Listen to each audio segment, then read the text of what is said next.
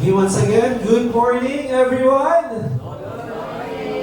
Ay, nag-ina naman. Saan yung group 1 kanina? Sigaw! Ay, nawala na yung group 1. Saan yung group 1? Alam, wala na yung group 1? Nasaan kami yung group 1? Sige, isang sigaw sa group 1! Ay, ganun lang. Sige, sa group 2! Ay, grabe, mas malakas pang boses ko sa inyo. Kumbaga, dapat mas energetic kayo kasi nasa age pa kayo na, alam niyo yun, nasa 15 up, yan pa yung mga malalakas pa talaga sumigaw. Pag tumatanda na kasi, medyo humihina na yung range ng mga boses. Pero kayo, babata niyo pa. So habang bata pa kayo, gamitin niyo yung boses ninyo, tinig ninyo, yung kalakasan ninyo, yung buong buhay ninyo para sa Panginoon. Sige nga guys, sa inyo group 1!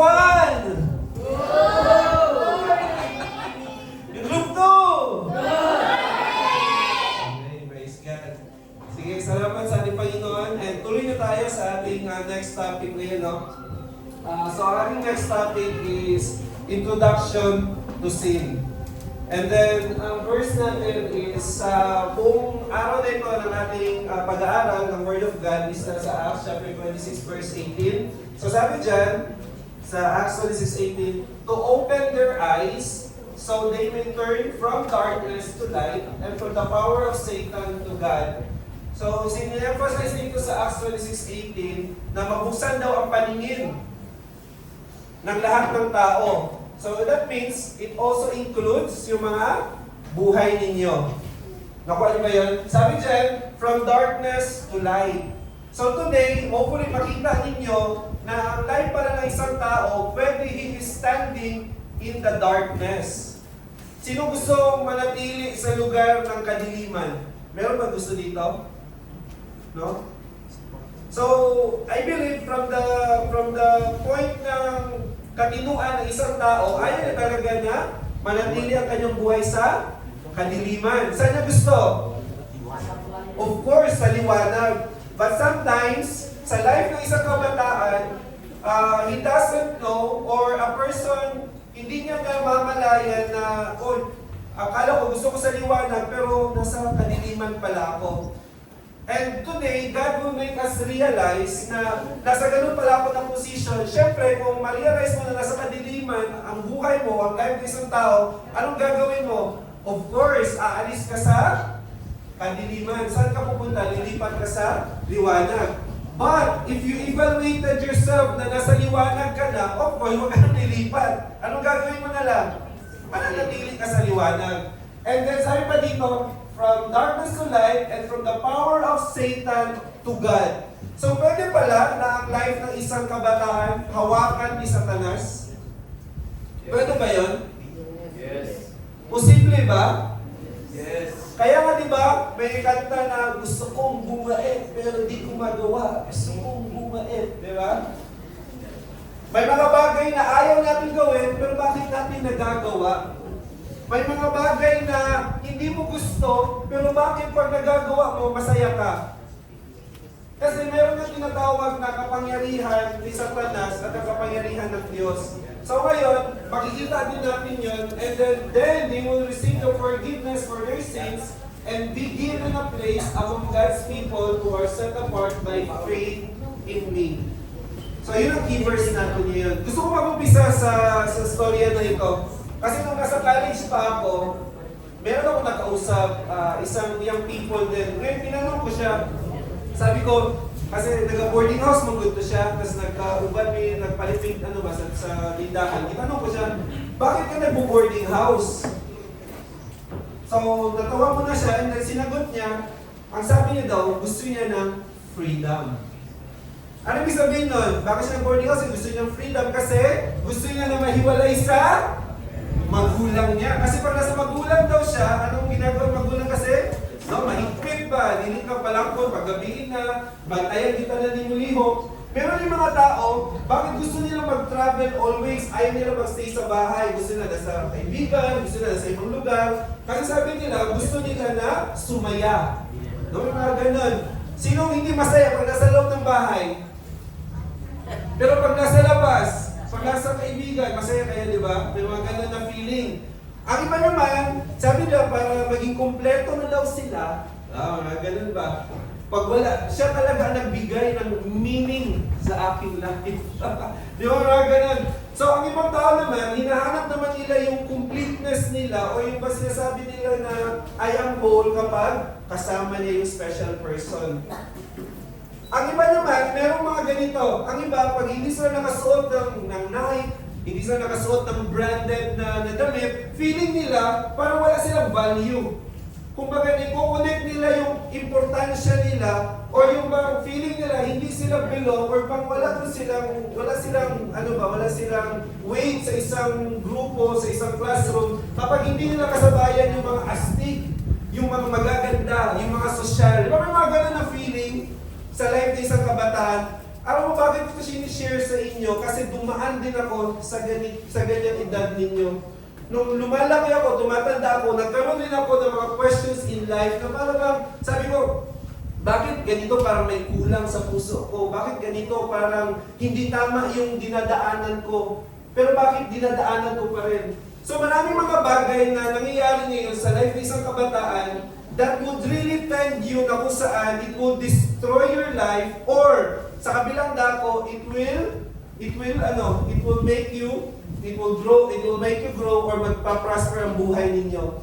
Bakit ko sinabi yun sa inyo kanina? Kasi gusto ko ma-realize ninyo na sa totoo lang, hindi nyo na kailangan pumunta pa sa malayong lugar o hindi nyo na kailangan pa na pumasok sa isang relationship para masabi nyo na kumpleto kayo, masaya kayo, o yung ba sinasabi nyo na gusto kong maging malaya. Alam nyo ba, even in this place na ito, may experience nyo ang lahat ng bagay na yun. Siguro sa inyo dito, sa iba, may mga questions siya, walang meaning ang ako ang life, walang paulit-ulit na lang, walang may kalipay. Alam niyo ba, even today, marirealize niyo yung totoong happiness sa lugar na ito. At alam niyo kung kanino yun matatagpuan? Matatagpuan niyo yung walang iba kundi sa ating Panginoong Jesus. Kaya kanina sinasabi ni Sarah kanina, na bakit kayo nandito is because God is pursuing you. Alam ng Lord yung sitwasyon natin, alam ng Lord yung mga pinagdadaanan natin, kaya ang gusto ng Lord, nandito ka ngayon upang maranasan mo yung complete na joy sa puso ninyo. Amen? Sino dito yung hindi niya na-experience ang complete happiness sa buhay niya? Parang hindi niya yung ma-find sa bahay, hindi niya ma-find sa parents niya, hindi niya ma-find sa ibang lugar. Kumbaga minsan, wala siyang peace, grabe ang mental health issues niya na ginaagihan karon. Lahat ng yon, alam niyo ba, lahat ng yan, masusolve yan if you encounter Jesus. Amen, amen. May pag-amen mo. Amen, amen. Ano ba? Okay lang, pero ang problema ko, hindi niyo pa masyadong nakukuha yan kasi ang topic natin ngayon is progressive. And God wants na unti-unti maunawaan ninyo po yung lahat. So kanina, next slide, dito sa next slide natin, ang topic natin, di ba, is hello, love. Again, next slide. Okay, balik pa, upo na muna. Okay, hello, love again. So, nasa ano kayo, kumbaga, alam nyo, yung point ng life ninyo that you want answers, you want meaning, kumbaga dito kayo, nandyan na yung answer, nandyan na yung happiness, nandyan na yung fulfillment, nandyan na yung joy. Alam nyo, minsan, isang step yun na lang, may experience yun na yan, hanggang sa tumanda kayo, but tandaan nyo parati, merong nagiging sagabal sa life ng isang tao para maranasan yun. At walang iba kundi ang slide. Basahin niyo yan, kasi nagsobra na yung ano yan? Sin. Kaya marami mga kabataan nasisira ang buhay, marami mga kabataan walang totoong kapayapaan sa kanilang puso, marami mga kabataan na gulong-gulo ang kanilang nangyayari sa buhay nila, sa kanilang family, is because dahil sa kasalanan. Siguro, yung term good na sin, dahil sa panahon natin ngayon, mga millennials na kayo, maraming pa nagsasabi, totoo makaan ng sin, oy, totoo makaan ng mga ginoo-ginoo, uwi, magkain na, KJ, magkain na.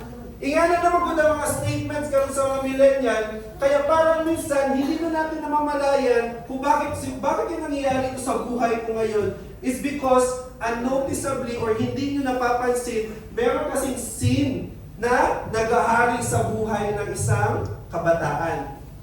Ngayon, ano ba ang sin? Mamaya makikita ninyo at maunawaan ninyo kung ano ang sin na meron or present sa buhay natin. See, next slide. Ito yung objectives ko ngayon. So, gusto ng Lord na maranasan mo siya, ma-experience mo yung buhay na dapat kasiya-siya, but meron nagiging hadlang, which is the sin. Kaya may objectives tayo ngayon. Number 1 is know your enemy, and number 2, what is sin? Dalawa lang. Mas maunawaan nyo ang sin kapag makikilala nyo kung sino ba talaga yung totoo nating kalaban. Okay? Yung kalaban mo, hindi yung classmate mo sa school, classmate mo, hindi yung friend mo, nag-betray ka, hindi yun ang kalaban mo. Ang totoo mong kalaban is mamaya makikita natin. So, know your enemy, and number 2, what is sin? So, before ako formally mag-start sa gusto kong i-share sa inyo ng mga young people, next slide, tingnan nyo ito. Kasi ito yung trending ngayon eh. Labubu dolls. Sino may labubu dolls na? May labubu ka na? Tagpilay mo labubu? 200? O saan na siya? Yung merchandise or yung daljod? Daljod. Okay, 200. Kisan may labubu dolls nila eh? Ha? Wala pa may labubu dolls? Ay, wala mo wala mo nakasabay sa trend. Okay. Labubu dolls, no? Di ba? Cute. Yan o. Okay ba? Cute. Nakinig sa... Cute masyado. Alam nyo, nagulat ako, next slide, kasi nung tinignan ko siya sa internet, no, yung official store kasi na bumibenta ng Labubu dolls is yung Pop Mart, which is in Thailand. Nung tinignan ko, nagulat ako kasi ang presyo ng yung mga merchandise na lang ko dito, yung mga headphones, itong mga dolls na ito. Nung tinignan ko, ang presyo niya, $27, $119. Alam niyo ba kung magkano katumbas niyan sa peso? Nasa ano na yan, nasa 1,500 to 5,000. Ang iba niyan, mag-range na yan ha? 10,000. Ganyan ka mamahal ang mga gamit na yan ngayon. Kasi nga ako cute ba? Viral kayo, trend kayo, trending kayo karon. Kaya tingnan nyo, pagpunta kayo sa Pop Mart na website, puro sold out ang lahat. Ang mas nakakagulat pa, yung kilala sila Marian, sila Art Evangelista, yung mga sikat na mga artista ngayon, sila Vice Ganda, yung dinala niya sa Showtime. Ano yung mga malalaking mga labubu? It costs 40,000 to 50,000 kasi may tax pa yan. No? Sino gusto magkaroon ng labubu if ever magkaroon kayo ng chance kung hatagan mo o gift sa Christmas? Sino gusto magkaroon ng labubu? Gusto niyo? So tingnan natin, next slide. Ang labubu, nung tinignan ko siya, no? Next slide. Okay, Labubu dolls. For Labubu, it all began in 2015 when illustrator or yung author niya is si Kasing Long created the story series The Monsters. So bigyan natin ng mga emphasis sa yung The Monsters. So siya ang gumawa niya, si Kasing Long, and then strongly influenced by Nordic mythology. So saan daw na-inspired ang mga Labubu? Sa mga Nordic mythology. And then the monster tribe includes si Momo, Taikuko, Spooky, Peito, and of course si Labubu. So si Labubu is a mischievous elf character with a playful grin, sharp teeth, and a pointy ears. Diba? Mapansin mo sa Labubu, matalinis yung kanyang tenga, yung kanyang ngipin, talong kayo, sige siya ngisi. And then, siya ay isang elf character sa Nordic mythology. Is known for representing the spirit of childhood, adventure, and imagination. So next slide. Ang author niyan, si, di ba? Si, nakalimutan ang pangalan niya? Kasing Long. And si Kasing Long, one time, interview siya nitong guy na ito. Kasi siya, saan ba nagmula or na-inspire yung Labubu? Sabi niya, sa Smurf. Sino na aware sa The Smurf? Yes. The Smurf, di ba? Next slide. Nandun yung Smurf. Ito yung The Smurf. Hindi na napanood ng movie na The Smurf. Yung mga blue, di ba? Yung kalaban nila, si Gangador ba yun? Yung ganon. And then, next slide. Ang Smurfs are actually sa totoong story, para makita ninyo kung saan nagmula talaga ng Labubu, kasi inspired daw yan ni Long sa Smurf, are actually the bad people, the evil people, and they represent the 7 deadly sins, which is greedy Smurf, nagre-represent ng greed. Si Brainy Smurf is yung envy and pride. Si Lazy Smurf, yung sloth or yung katamaran. And then si Grouchy Smurf is yung wrath, parati siyang galit, di ba? Kung nakapanood ng movies na Smurf. And then si Sweet represents gluttony, yung pag gusto niya parating kumain lang. And then si Smurfette is yung last. Kasi gusto niya parati ng atensyon, gusto niya parati ng, kumbaga flirt siya, di ba? Babae na lang si Smurf. So, lahat yan sila sa The Smurf are yung mga blue beings. Pero alam niyo ba the real story behind the Smurf? Kung asa gikuha ang inspiration sa labubo. So, ang next slide, tingnan natin ito. Ang mga blue beings, bakit sila naging blue? Kasi they are dead children or frozen children. Ha? Sound? Okay. Para maintindihan niyo ang real na dark story ng The Smurf is ganito yun. Sa Europe kasi ito na Smurf kasi Nordic mythology, di ba? Ang mga Smurf daw, ito sila, ang ginagawa nila, ginalure nila or gina-entice nila yung mga bata na magdula sila sa snow, yung ba, di ba alam yung pag nag-snow, di ba naman yung build ang snow, mahimong bundok, alam niyo yung gagawin? Tapos gina-entice sila itong mga bata na mudula dito. Tapos pag nana sila dito sa taas, mahulog ko ng mga bata. And then pag nahulog sila, eventually mamatay sila. Tapos pag namatay sila, matabunan man na silang snow. Tapos pagdating sa spring, pag matunaw na ang ice, makita na itong mga bata na nangamatay. Kapalo pa mo, pagkuha daw ana sa ito yung mga Nordic mythology, ang story. Pagkuha sa mga bata na namatay na, ang nasa ilalong is mga mushroom. Kablo mo, asa na po yung ang mga Smurf?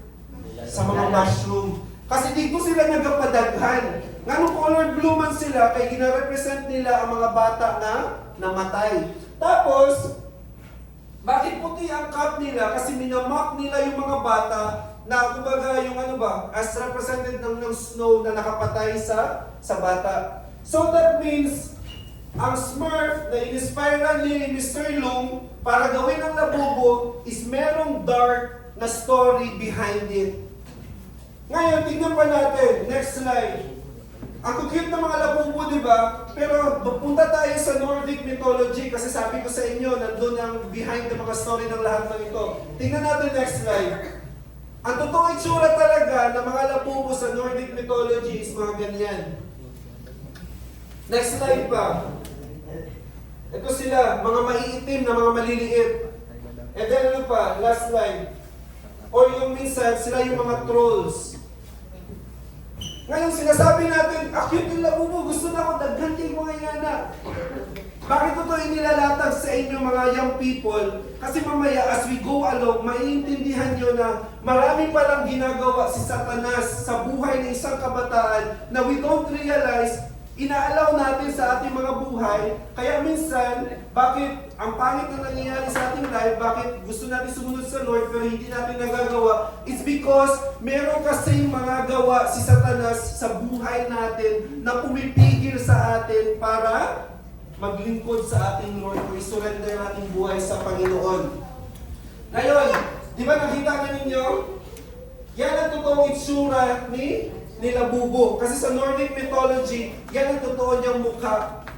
Kaya one day, if meron na mag-offer sa inyo ng labubo or magbibigay sa inyo, tandaan nyo, that would be a gateway ng demonyo para para paglaruan ang buhay natin. Nakuha niyo ba yun? So next slide. After sa entertainment o sa mga toys, punta naman tayo. Sino nakapanood ng Grammy Awards 2023? Sino nakakilala kay Sam Smith? Sino mga rito, inclined sa music? Sino nakakilala kay Sam Smith? Di ba sino si Sam Smith? Isa siyang music artist, pero ano yung kanyang gender? He is a gay. Ngayon si Petra, anong gender ni Petra? No, wala siyang gender. Kinukonsider niya sa sarili niya, wala siyang gender. At alam niyo ba ano nangyari sa Grammy Awards? Ang Grammy Awards, dito sineselebrate yung mga grabing mga achievement sa music industry sa Hollywood. Ibig sabihin, malaki masyado ang influence nito. At alam niyo ba, nakakagulat? Kasi sa Grammy Awards, doon nila hineld yung mga ganitong mga bagay. Alam niyo, pag-present nila si Sam Smith, di ba? Taas siya kalo, sungay, Tapos one time, nihubo na siya sa iyang jacket, murag karang, ano lagi kayo, parang bakla kayo ba? Tapos, ano-ano, dito. Nakita niyo, sa panahon natin ngayon, noon tinatago yan kasi ayaw mo makita si Satanas, di ba? Sino po yung gusto kay Satanas? Sino mo yung gusto kay Satanas? Wala, di ba? Pero bakit ngayon sobrang hayag na pinapakita yan sa buong mundo? Kasi nga unti-unti na ina-accept ng mundo ang gawa lahat ni Satanas. And then minsan magulat pa tayo kasi ini-enjoy pa natin or kinakanta pa natin yung kanta ni Sam Smith which is dedicated kay Satanas. Di ba ano yung kanta nila na unholy? Ano yan? Daddy's... Ano na yan? Oh, basta ganun, yung daddy's parang playing tonight, may ganun siya na verse. Ayun, ganun ang ano niya, ganun ang tone niya. Minsan, pag narinig mo yung sa radyo, di ba parang gustong-gusto mong kantahin. Tapos minsan, pag gustong-gusto mo, i-search mo pa yan sa Google, sa YouTube, yun, para malaman mo yung lyrics, para ma-memorize mo. Pero hindi mo alam na every time kinakanta mo, it's the same way kung paano sinaselebrate ni Sam Smith ang song na yun. Kanino dinedicate kaya ang song na yan? Kay Satanas, di ba? So every time you sing also his song, ganun din ginagawa mo, ino-offer mo din yung talent mo para kanino? Kay Satanas. And we are not aware of that. Next slide. Sino dito ang aware sa, yung sa Dance Monkey na, yung sa Tosen na yung, dance with me, dance with me, dance with me, Di ba? Meron kasi nag-expose, yung tawag na backmasking. Tapos, nung binakmas nila, yung pang ni-rewind good nila, wala ba siyang post, tapos rewind, diretso rewind ba? Parang mga na, ganda music ko, mga na, good. Nung i-play nila yung dance for me, tapos i-click nila yung rewind, ang nag-translate is, demonstrate, yes, ganun ang sinabi. Kung gusto yung mas makakita pa ng mga iba't ibang backmasking, tignan nyo sa YouTube, i-type nyo lang backmasking, lahat ng mga songs na kung saan it is demonic is nandun na na-expose. Sa kay Billie Eilish, no? Yung when the party is over, makita mo yung music video niya, yung umiiyak siya ng parang black na liquid. Isipin nyo ito, ang entertainment ngayon, pag tumingin ka ng mga official videos nila, is more on about sex, more on about drugs, more on about mga partying, more on about mga wrongdoing. Meron ka ba nakita sa mga entertainment na mga songs na nag-offer sila ng papuri para sa Lord? May ganun ba kayo nakita? Di ba? Mostly, meron masin siguro, pero mostly na makita natin, it's all about the works of the devil. Kaya mapansin nyo mga young people, bakit minsan magulat kayo ang mga nasa cellphone ninyo, yung mga naka-download na mga songs, yung mga naka-download sa laptop ninyo, sa mga tablet ninyo, ano yung mga songs na yun? Ang question niya is, nagbibigay ba yan ng papuri para sa Panginoon? Kaya nga nung that time na ganyan din edad ko sa inyo, nung binuksan ng Lord, di ba sabi sa Acts 26, God will open your eyes to see the darkness and to see the light. Ganon, nung binuksan ng Lord yung paningin ko sa mga bagay na yan na ginagawa ni Satanas sa music industry, ang ginawa ko, tumigil na akong makinig o hindi ko na entertain ang mga music na hindi patungkol sa Panginoon. And, nawalan ba ako ng joy? Nagkulang ba ang buhay ko? Hindi, kasi pinuno yun ng Lord. Amen? Kaya masabi ko sa inyo, tatanggalin ng Lord yung mga bagay na hindi tama sa buhay natin, yung mga garbage, at papalitan niyo yun ng totoong kaligayahan, totoong kapayapaan, at yung totoong completeness na matagal mo na hinahanap. And then, sino dito mga rock, mga ganun, di ba? Alam niyo ba ang tawag sa kamay na yan? Ang tawag dyan is devil's horn. Siguro kung hindi pa kayo aware dyan, pero ginagamit niya, picture selfie. Diba? Madalas ginagamit natin yan, pero hindi mo alam na anong sinasign mo. Sungay ng demonyo. Tapos madalas sa buhay natin yan. Kaya nawa mga young people, unawaan ninyo ang mga bagay nito. Ano ba yung next slide? Next slide. Next slide. Ano yung SML? Yung song ni Rihanna. Ha? Yung, ano yung, come on, come on. Sinong hilig kumanta yung pag daan-daan dito? Yung iba, masayo pa dyan na. Ano yung lyrics yan? Pag binasa yung lyrics, cause I may be bad, but I'm perfectly good at it. Sex in the air. Ano yung lyrics? Binabasa niyo ba yun? Sex in the air, I don't care. I love the smell of it. Akala mo, sumasayaw-sayaw ka pa, kinakanta-kanta mo, pero ang nire-release mo lang pala ng mga words is hindi mabubuti or hindi tama.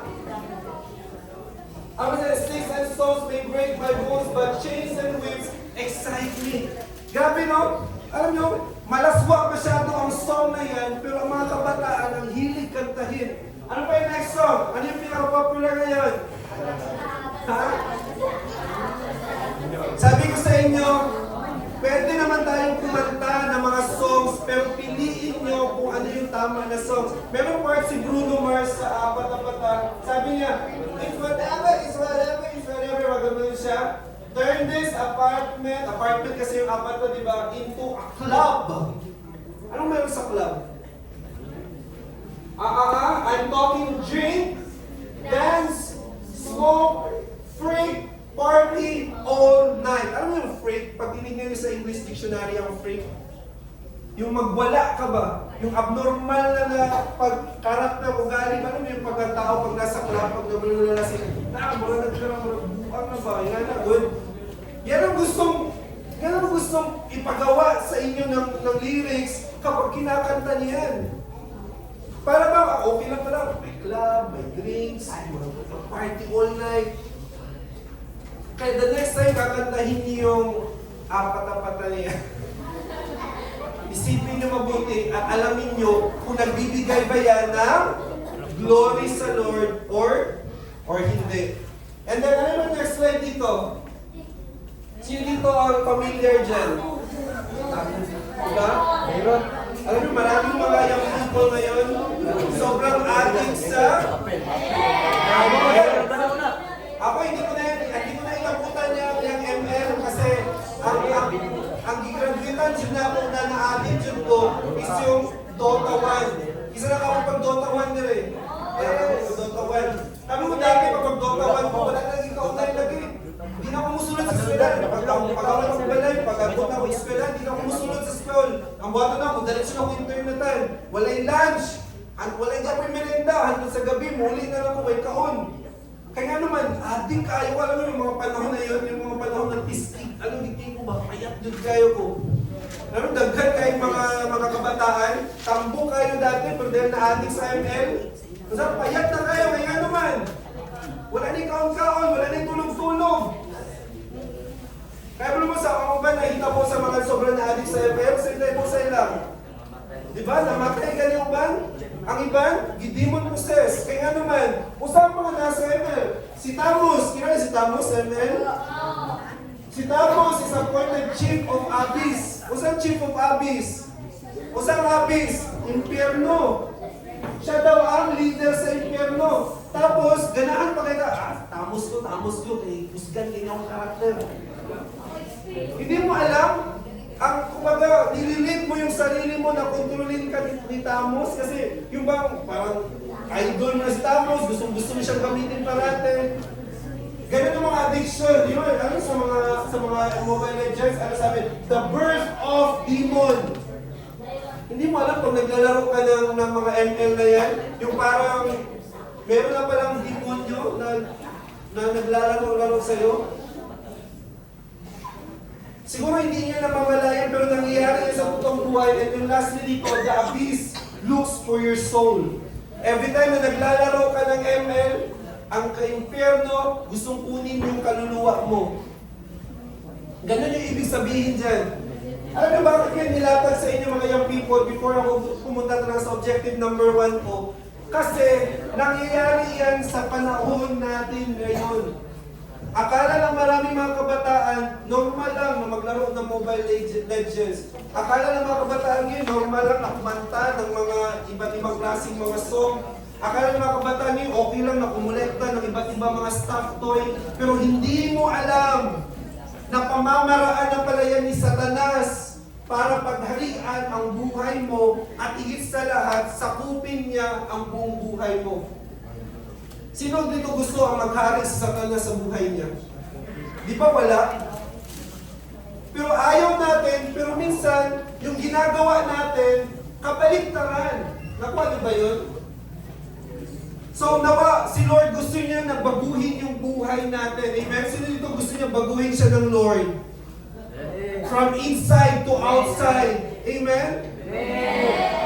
Amen. Kasi ito yung objective number 1 natin, mga young people. Objective number 1, know your enemy. Ay, hindi natin alam si Satanas, nag-hide pala siya sa Mobile Legends. Sa sobrang addiction mo niya. Maski sugo na kasi mama, di na kamutuman, kaya naman, kumanon ako ni ma. No, dagan kay mga kisa nila gisugo, pero kay na nagsugod ng Mobile Legends. Naana mo sa middle, nasa fight, di mo kailangan i-post. Wala na ka nagtuma, wala na nagbuhat ng assignment, dagan na kagbuhat ng mga di maayo, kaya naman, sa sobrang addiction sa mga bagay na yon. So know your enemy. We have an enemy, at ang pangalan niya ay wala iba kundi si Satan. Sabi ng John 10:10, mga young people, the thief, or walang iba kundi si Satan, ang minimin dito, purpose to steal and kill and destroy. Alam mo ba, Celine, na walang ibang goal si Satanas kundi patayin ka? Totoo yun. Ikaw, Dave, walang ibang goal si Satanas, sabi niya sa John 10:10, kundi pagnakawan ka. Ano yung pwede nakawan ni Satanas sa inyo? Good future. Diba? Alam nyo, ito sa pagtanda ko na lang, ang dami kong mga young people na nakilala. Sabi ko sa kanila noon, mag-serve kayo kay Lord. No? Ialay yung buhay niyo sa Panginoon. Pero dahil anong nangyari? Medyo matigas sa ulo.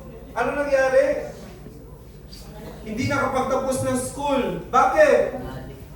Kasi nagbulakbol, ang iba kay nabutisan, ang iba kay nalulong sa drugs, ang iba, dagan sila gipangbuhat sa kinabuhi na hindi nila alam, akala nila, ginawa lang nila yon, pero ang totoo, si Satanas talaga ang dahilan kasi ang gusto niya, pagnakawan yung future ninyo. Ang gusto ng parents ninyo, maging successful kayo. Pero naalang si Satanas sa paligid, sa mga pamamaraan niya, para i-stop mo. Akala mo minsan, sa buhay ng isang young people, inspiration lang naman, motivation lang naman. Di ba may mga ganun kayo ng mga nirarason? Pero sa totoo lang, if God gives you a season to study para mag-aral, ang season na yan is para mag-aral lang. Nawa, huwag yun ang dagdagan pa ng mga extracurricular kasi hindi mo alam, pwedeng gamitin ng kaaway ang tao na yun para pagnakawan ka ni Satanas. At higit sa lahat, sabi pa dyan, gusto niya na i-destroy ang buhay ng tao. Higit sa lahat, included kayo doon. Kaya mapansin nyo, ang madalas na nadidisgrasya sa mga motor, ang madalas na mga napapatrobol, ang madalas na mga nakukulong, ang madalas na makita mo na mga na-addict, at anong mga ages kaya yun? Di ba mura nasa high school, college? Kasi nga, dyan na unti-unti pumapasok ang gawa ng kaaway para sirain at wasagin ang buhay ng isang kabataan.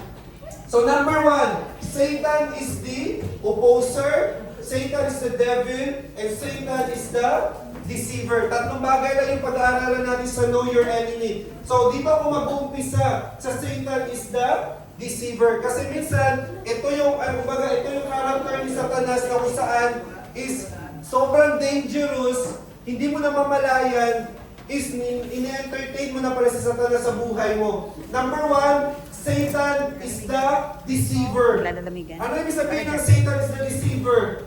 A deceit is more deadly than a lie. Si Satanas, sinungaling siya. Sabi ng John 8:58, hindi ako nagkakamali sa verse na yan. Agree ba kayo daw si Satanas is liar or sinungaling? Pero alam niyo ba, minsan, mas mahigit pa na delikado sa pagiging sinungaling. Ano yun? Kundi yung pandaraya. Kasi minsan, di ba, pag may nagsinungaling sa'yo, Jian, alam mo ba, minsan, malalaman mo ba agad kung nagsisinungaling sa'yo ang isang tao? Hindi. Pero, in a way, in a sense, meron kang ma-feel, di ba, na naglalay sa'yo. Pero, kung merong mandadaya sa'yo, sa tingin mo, malalaman mo yun? Hindi, di ba? Kasi ang pandaraya kasi, kumbaga pag may nandaya sa atin, sometimes ang sasabihin niya sa iyo is yung totoo. Sasabihin niya sa iyo yung mga magagandang mga bagay. Pero at the back, or ang totoo talaga, that is a lie, or gusto niya lang na, sirain yung buhay natin. Ganon nag-work si Satanas sa life ng isang tao. Yung deception. Alam niyo ba, ang pag sinabing deception, mura kang nanita o dagong sa balas.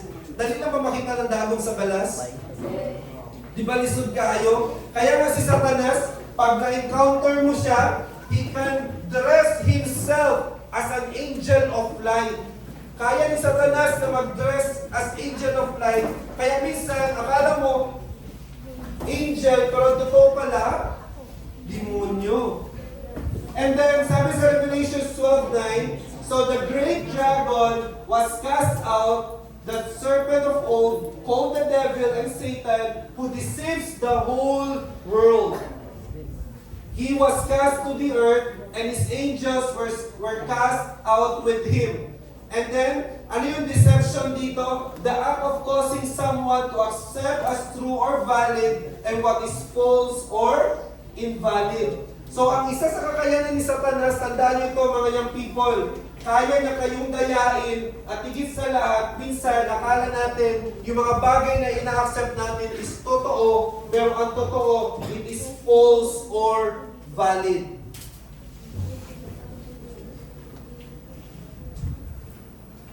Kaya minsan, yung bang ganito yung mga thoughts, minsan ng ibang tao, mga kabataan, sige lang, buhat ko na po na ako, kaya kinabuhat ng Manila. Pag dili na ako buhaton na, dili ko nila i-belong sa grupo. Kaya alam nyo minsan yung mga ganong mga statement, that is one way na dinideceive kayo ni Satan. Alam nyo na mali na magbisyo, pero dahil dili ka nila ubanon, dili ka, walang feeling mo, out of place ka or ma-OP ka, so sa buhaton mo, musabay na lang ka sa ilahang buhaton, di ba? Parating sinasabihan ng magulang ninyo na huwag nyo gawin ito kasi masama yan. Pero dahil ang mga barkada o mga kasamahan mo is ganun ang ginagawa, sometimes gumagaya tayo at sumasabay na lang. Which is akala natin minsan acceptable or true, pero ang totoo sa harapan ng Diyos, ano yan? False or invalid. Kaya nga sabi ng Lord sa Romans 12:2, don't copy the behavior and customs of this world. Ano sabi ni Lord? Huwag daw natin kopyahin ang behavior or ang custom ng world, but let God transform you into a new person by changing the way you think. Alam niyo mga young people, sa oras na ito, ang ginagawa ng Lord is binabago niya yung isipan ninyo. Kasi minsan, di ba, nung nagkaisip na kayo, tumatanda kayo, akala nyo minsan, yung mga information na na-receive ninyo, o yung mga bagay na nalaman nyo, akala nyo minsan tama na yon. Pero ang totoo is, hindi. Kaya nga nandito kayo ngayon, kasi ang gusto ng Lord, baguhin yung kaisipan ninyo, nang sa ganon, you will learn to know the will of God for you. Sino dito ang gusto malaman niya yung will ng Lord para sa buhay niya? Alam niyo ba, ang will ng Lord para sa iyo is the best. Amen?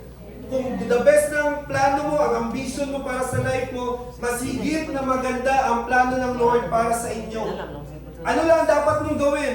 Change your mind. Ang gawin mo ngayon, Lord, nagkamali pala ako, Lord. Gusto ko na baguhin mo ito sa kaisipan ko. Gusto ko na baguhin mo ito sa buhay ko, Lord. And I want to follow your will. Kasi yun ang maganda at the best para sa akin. Next slide.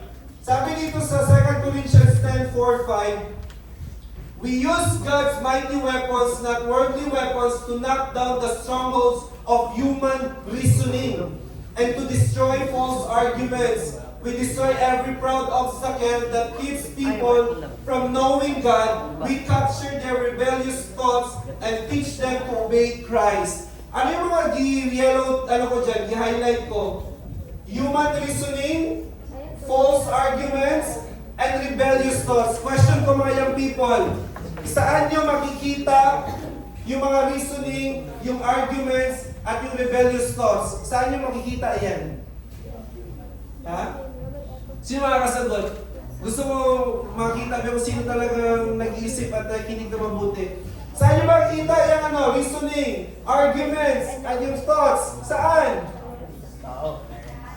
Good. Sa mind. Kaya nga alam nyo ang ginawa ni Satanas? Gilagyan niya ang tao ng mga human reasoning, ng mga false arguments, at higit sa lahat ng mga rebellious thoughts. Yung mga bagay na yan, nandito yan lahat sa mind natin. Kaya nga minsan may mga tao na bakit takot sa white lady, takot sa multo, takot sa aswang. Kasi nilagay ng kaaway na matakot ka talaga sa mga bagay na yan. Eh saan yung totoong takot? Hindi sa paligid, wala sa haunted house. Ang totoong takot, naghahari saan? Sa mind mo. Kaya nga minsan yung paglaban ng anak sa magulang, di ba yung may mga bata, sinasagot-sagot nila yung nanay nila, minsan musukol sila sa ilang nakakatandang mga isuon. Saan lahat yung mga nagsisimula yan lahat? Yung mga mag-decide ka na, usukol ka sa iyong ginikanan, parang maging kumbaga, dili mo tumalo ng mga suko sa iyong ginikanan. Asa na talaga mag-start? Sa mind mo. Before di mo buhato ng isa kabutang, ginahuna-huna pa natin mo. Amen? Pero minsan, bakit may parang automatic na lang na gawin mo ang isang bagay kahit hindi mo na iniisip? Bakit automatic na lang? Di ba alam mo yun, minsan yung minsan yung tao magagalitin, yung istoryahunan yung gamay ba? Gusto mo ka, oy! May mga yan ng mga tao, di ba? Parang dali lang masuko ba? Parang dali lang mapikon. Bakit bigla na lang yung lumalabas o kusa na lang yung lumalabas? Kasi nailagay na yan sa mind ninyo. Kumbaga, di na nyo kailangan isipon ba? Automatic na lang nag-function sa imong lawas, sa imuhang kinabuhi. Kaya naman, stronghold naman good na ni Satanas sa atong kaisipan. Kaya ano sabi ng Lord kanina sa Revelation, sa Romans 12:2, do not copy the behavior and the customs of this world, but let God transform you into a new person by changing the way you think. Amen? Sabi mo sa katabi mo, change the way you think. Alam niyo, pag meron mo ba sinasabi dito sa pag-share, lahat ng ito, nagmumula ito lahat sa Word of God. Nire-relay lang namin ito sa inyo kasi ang gusto ng Lord, maunawaan mo ang katotohanan. Amen? Maintindihan mo yung kalooban niya sa buhay mo. Pero minsan, hindi natin yung nakita mga nagdaang mga taon kasi si Satan sabi ng 2 Corinthians 4:4, pag binasa niyo yung Bible, Satan has blinded the minds of those who unbelieve. Ang gibuhat daw ni Satanas, giblind niya daw ang kaisipan sa mga tao. Usang pinakagrabing target ni Satanas sa deception? It is your mind. Kaya ang tao, kahit alam niya kung ano ang tama, kahit matalino yan siya, minsan ang tao nagiging bobo. Ang tao hindi niya nalalaman kung ano yung tama niyang gawin is because si Satanas, pinatarget niya yung mind natin. Amen? Kasi meron pang isang quote, where your mind goes, the man follows. At higit sa lahat, sa bagay na ito, naunawaan nyo at nakikilala nyo kung sino talaga kayo sa panahon na ito. Sige, give me like last 10 minutes na lang. Tatapos na ako. Number 2, Satan is the opposer or adversary. Ano yung number 1 kanina? Satan is? Yung number 1 kanina? The the deceiver, di ba? Or dinadeceive na ang isang tao. Number 2, Satan is the opposer or adversary. Ano yung sabihin niyan? Si Satan, siya yung enemy of God. He opposes the word. Ano paano siya nagiging enemy of God, si Satan? Sa pamamagitan ng pag-oppose niya sa salita ng Lord and opposes the people to come to God. Ginabuhat na ni Satan sa Genesis pa lang sa Old Testament. Hanggang sa nagabot na lang sa New Testament, gina-oppose niya po ni Satanas ang pulong sa Ginoo. Kaya nga diba, napansin nyo, anong mas madaling gawin? Mag-scroll sa Facebook o magbasa ng Bible? Anong mas madali? Praise God! Magbasa ng Bible! Amen! Yung iba, sa iba, yung be honest, sino dito, yung sa isang araw, naka 1 or 2 hours siya na scroll sa kanyang Facebook, sa cellphone, pero hindi siya nakapagbasa ng kahit 1 chapter lang sa Bible. Sino dito, sino nung nangyari sa buhay niya? Be honest. Kasi alam nyo, pag honest kayo, gusto ng Lord mag-work siya sa buhay ninyo. Ito ang question ko. Bakit ang isang tao tamad na tamad mag-pray? No, mag-pray man tao sa hay, murag 30 seconds lang, 1 minute. Usay, pag 5 minutes, tulugon na kayo ba? Di ba, pag prayer meeting, atin tag-prayer meeting. Hindi ko mga itong prayer meeting, kay katulugon kay Kuana, mag-word kay Kuana niya. Bakit ang tao ayaw mag-pray, ayaw magbasa ng Bible? Bakit ang tao ayaw pumunta sa church pag in-invite mo? No, dagan kayo kung buhaton, malaba ko, dagan. At higit sa lahat, alam niyo ito, real talk ito kanina, about sa nangyari kanina. Alam niyo bakit kanina ayaw, takot kayo at hiyang-hiya kayo tumalon at sumayaw para sa Panginoon? Alam niyo bakit? Sino kayo sumagot ngayon? Nare-realize nyo na ba kung anong nangyari kanina? Yung ba kanina, gano'n, may iba nagtatakbuhan na, ikaw nagkadaganon kayo ka ba? Ang bako na ba ang tiloy? Ang bako na ba naka-magnet ang tiil ba? Isa naka-feel ato ganiya.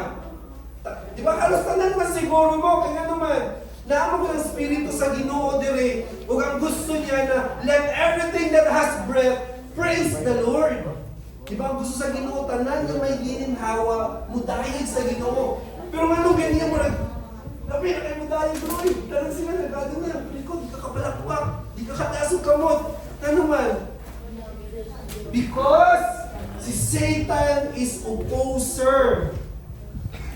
Gusto sa Ginoo, magdayag ka. Pero dili gusto ni Satanas, ay, liho, di ka kaambak para sa Ginoo. Alam niyo, minsan napansin ito sa live ng isang kapatid, pag disco, grabe lagi. At sa luhod-luhod pa nagsasalog ba? Kaya mo budots, di ba? Pero bakit ang isang young people, pag sabi, praise the Lord, palakpakan natin ang Diyos, pero di ka palakpak ba? Kasi si Satanas, pinipigilan niya kayo. Naunawaan niyo na yun?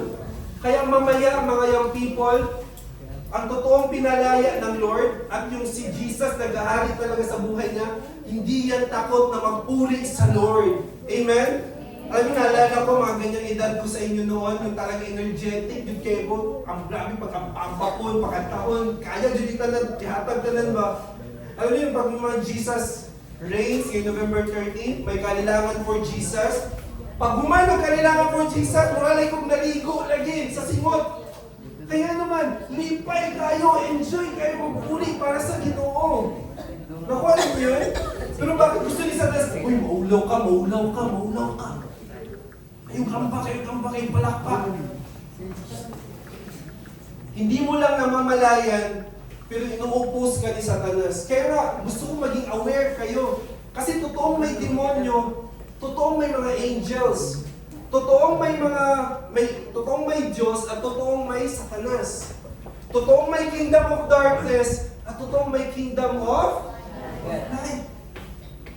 Kaya gilitan ko sa inyo yung mga labubo kanina, yung mga ganun mga bagay kasi nangyayari talaga yan sa generation natin ngayon kasi ang gusto ni Satanas is i-oppose ang buhay mo. Paano nagmamanifest ang pag-oppose ni Satanas? It's through Antichrist. Next slide. Sino nakita ng yung revelers in Colombia? Yung i-celebrate nila yung Devil's Carnival. Alam mo nakita, sige kung familiar. Yung Baal Festival in France. Nakano ka?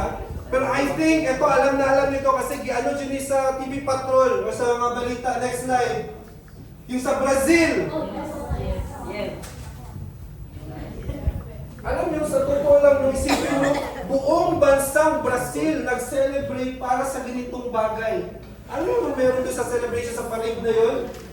Yung may demonyo, tapos ginamak nila si Jesus. And then, ano pang nangyari dyan? Well, tingnan nyo yung mga ginawa nila mga parado. Yung demonyo, yung iba nag-costume as demonita, ang iba nag-parade. Sometimes, akala, okay naman yan. For fun na naman. Ang iba gani, di ba? Sometimes, Christian, huban-huban pa sa inyo na parade. So, hindi mo alam, dinaya ka na pala, inupost ka na ni Satanas, sige, mag-join ka dyan. Hindi mo alam, ang life mo is, inaalay mo na rin para sa demonyo or sa kaaway. Kaya magbantay kayo mga young people at mag-ingat po kayo. Ano yung next slide? Tingnan pa lang ang next slide. Sino nakakalam nito? Yung may rainbow pag nagpaparade sila. Ang tawag dyan is Pride Parade. Ito kung meron kayong kakilala, or kung ikaw man mismo nakaka-experience kayo ng confusion, girl ba ako or boy ako? Ano ba talaga yung totoo kong kasarian? Kung nangyayari yan sa'yo ngayon, na-experience mo ito, God, gusto sabihin ko sa iyo ng Lord ngayon, this is the opportunity of God to make you realize kung ano talaga ang totoo at ang truth sa life mo ngayon. Merong sabi sa Romans 1, dito sa Romans 1 verse 28 at 26 to 27, pag tinignan yung mga Bible ninyo, mismo si Lord, nasa Word of God, Judni, sa Romans 1, chapter 1, that is why God abandoned them to their shameful desires. Even the women turn against the natural way to have sex and instead indulge in sex with each other. So, kinsa na ang gusto sa babae daw? Babae na po daw. And then ito pa. And the men, instead of having normal sexual relations with women, burn with lust for each other. Men did shameful things with other men. So, sino rin ang gusto ng lalaki? Lalaki na rin. And as a result of this sin, they suffered within themselves the penalty they deserve. Kaya alam niyo ba, yung Sodom at Gomorrah, bakit yung tinupok ng Lord, bakit yung pinaulanan yun ng apoy, ang Sodom at Gomorrah?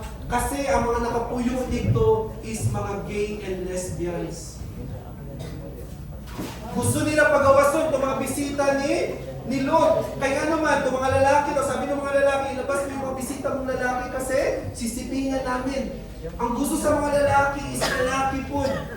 Alam niyo ba, ayaw na ayaw ng Lord ang lesbianism at ang pagiging gay.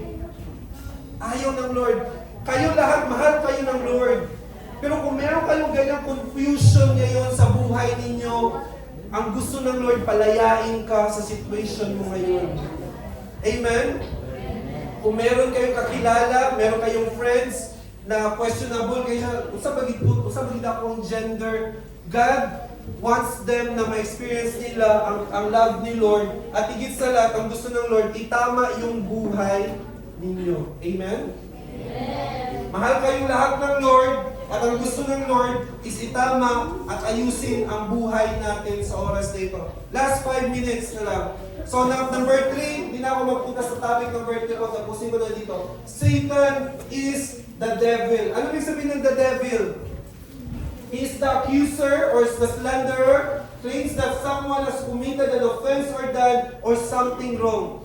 Karon mo na ako may guilt feeling, kisa nila maka-experience na karanasin na buhat na mali, tapos konsensya kayo siya ba, karang di siya mahimutang, nakabuhat yung mali ba, yan na, minsan, sa mga moment na di mo gusto buhaton, tapos nabuhat na po nimo, kablo ka sa buhaton ni Satanas, pasimba-simba pa ka, pero makasasala kayo ka.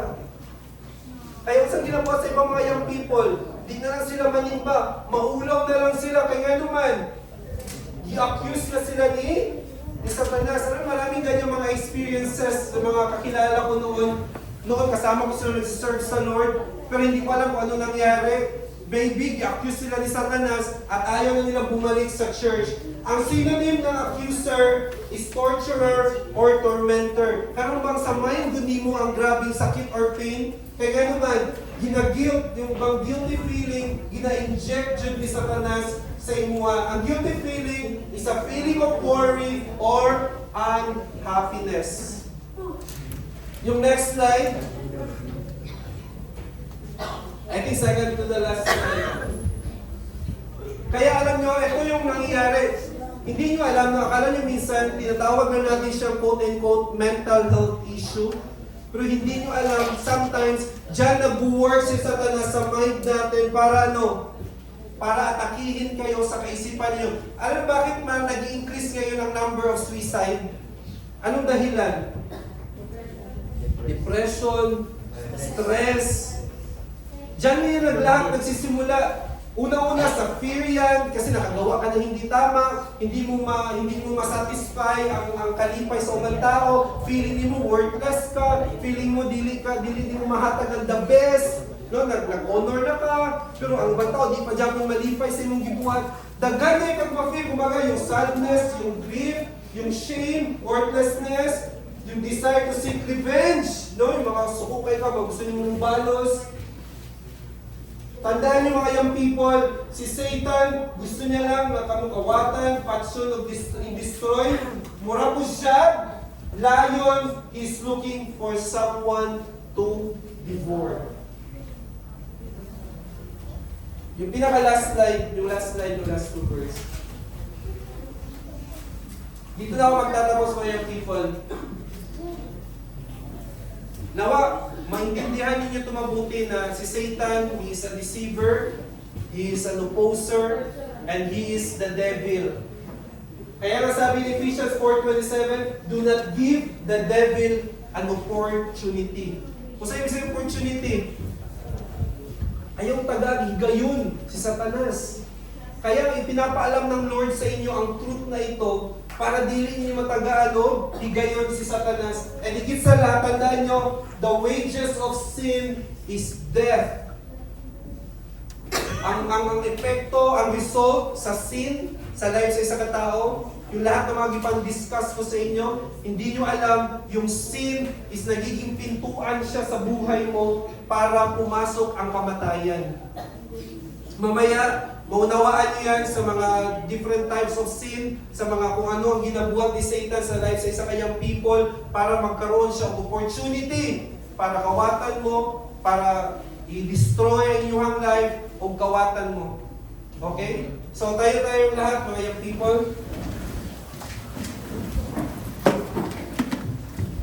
Let us pray. Hallelujah. Oh God. Aming Diyos, muli patuloy namin na-acknowledge, O God, na naririto ang iyong presensya sa aming pong kalagitnaan.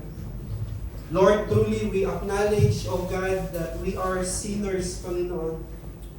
Lord, thank you for your truth. Thank you for your word this morning, O God. Mas nakilala namin, Lord, kung ano ang totoong kalalagayan po namin, Panginoon.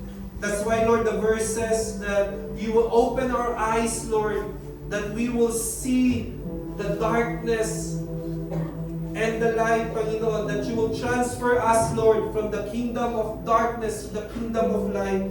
Lord, mahal na mahal mo ang bawat mga young people na nandito ngayon, Panginoon. And ayaw mo, Lord God, na ang buhay nila is manatili sa kaharian ng kadiliman, na manatili sa kasinungalingan. Kaya naman, Lord, naniniwala ako that wala pong aksidente sa araw po na ito, Panginoon. It is your divine appointment to them, Lord God, na simula sa araw na ito, Lord, ma-experience nila ang isang buhay na ganap at kasiya-siya. Na maranasan nila, Lord, ang totoong kaligayahan na hindi ito makikita sa mga bagay na nandito sa mundo, Lord, yung mga material things, yung mga temporary things lamang, O God.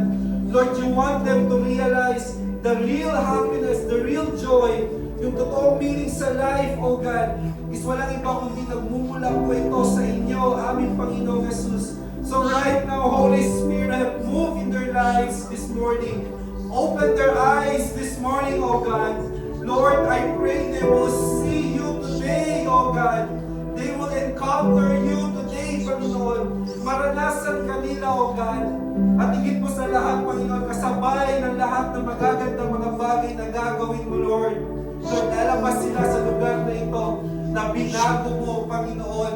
Yung luma, Lord, na life. Lord, mawawalang lahat ng mga old life nila, mga luma sa kanilang buhay. Lord, you will change it, Lord. Hallelujah. You will make them a new creation, oh God. Yung isang young people na nagmamahal sa inyo. Yung isang young people, Lord, na walang takot na magpuli, mag-celebrate na yung goodness, Panginoon. Yung isang young people, Panginoon, na nagiging blessing sa kanilang magulang, sa church, sa community, Panginoon. Hallelujah. Salamat, Lord. Salamat, O God, for preparing every hearts ng mga kabataan na naririto ngayon, Panginoon, as you will move mightily later, O God, sa kanilang pong mga buhay. Salamat, Lord. Lord, I pray na mga word mo, O God, hindi po ito manakaw ni Satanas. Lord, lahat ng ito ay magmaikip sa kanilang mga puso, at sa ganun, Lord, ang mga salita mo ay mamunga sa kanilang pong mga buhay. Purihin ka, aming Diyos. Ang lahat ng ito ay aming dinadalangin sa pangalan ng aming Panginoong Jesus. Ang lahat ay magsabi na